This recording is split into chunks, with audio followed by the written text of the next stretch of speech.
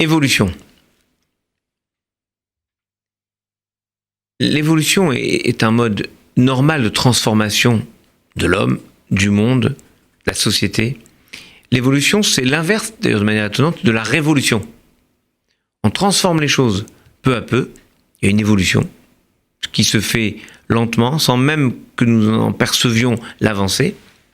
Et la révolution, ça a un côté radical.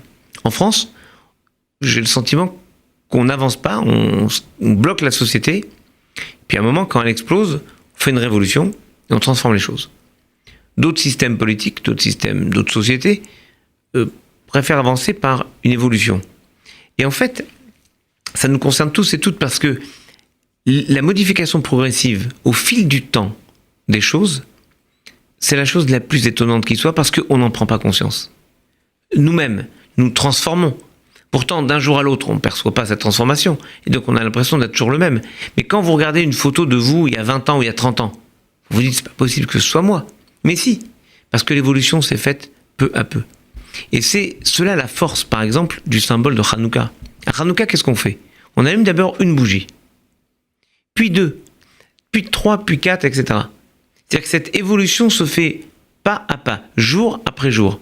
Ce que disent les psaumes, dans le psaume 68, « Source de bénédiction sois-tu Seigneur, jour après jour ». C'est cette évolution des choses qui nous permet d'être toujours en relation avec une authenticité, un temps, une vérité. C'est par exemple la force de la halakha. La force de la halakha, c'est de dire qu'il a toujours évolué avec son temps, mais en étant fidèle à des règles, à des principes. Et c'est la force du judaïsme, qui a toujours accolé à la loi écrite, la loi orale. La loi orale, c'est ce qui a permis au texte divin de la Torah d'être toujours en conformité avec la vie de chacun et de chacune, à toutes les époques, de tous les temps. C'est bien ce que dit le Talmud.